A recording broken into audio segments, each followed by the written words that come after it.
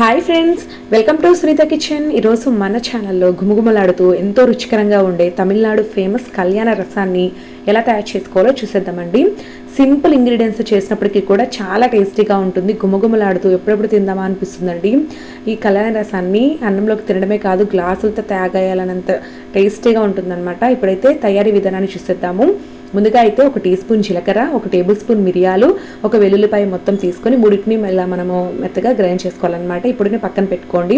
ఇప్పుడైతే చారు కాసుకునే గిన్నెని పొయ్యి మీద పెట్టేసి మనము మీడియం ఫ్లేమ్లో వేడి చేసుకోవాలన్నమాట. ఇప్పుడైతే ఇందులోకి 1 టేబుల్ స్పూన్ ఆయిల్ వేసి వేడి చేసుకోవాలి. ఆయిల్ వేడెక్కిన తర్వాత 1/2 టీ స్పూన్ ఆవాలు, 4-5 ఎండుమిర్చిని తుంచి వేసుకోండి. ఇవి రెండు వేగిన తర్వాత ఇందులోకి ఒక పెద్ద సైజు టమాటాను వీలైనంత చిన్న ముక్కలుగా కట్ చేసి వేసుకోండి. టమాటాలని ఉడికించేటప్పుడే ఇందులోకి ఒక 1/2 టీ స్పూన్ పసుపు వేసుకోవాలి. ఇందులోకి ఉల్లిపాయ, పచ్చిమిర్చి వేయాల్సిన పనే లేదండి, సింపుల్ ఇంగ్రీడియంట్స్ అనమాట. ఇప్పుడైతే ఈ టమాటాల మీద మూత పెట్టేసి 2-3 నిమిషాల పాటు కుక్ చేయండి మీడియం ఫ్లేమ్లో. ఈలోపు టమాటా కొంచెం సాఫ్ట్గా తయారవుతుంది.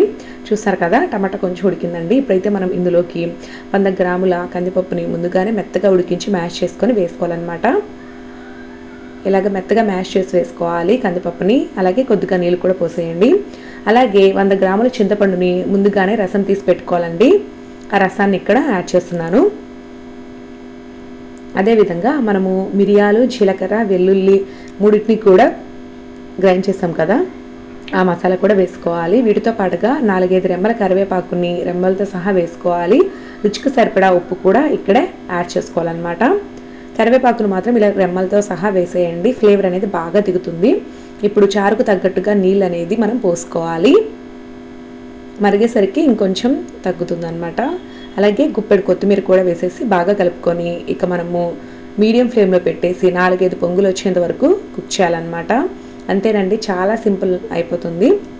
మధ్య మధ్యలో కలుపుకుంటూ ఒక 5-6 పొంగులు వచ్చేంత వరకు కుక్ చేసుకోండి, సరిపోతుంది. మంచి గుమగుమలాడుతూ ఉంటుందండి ఈ చారు కాగేటప్పుడు.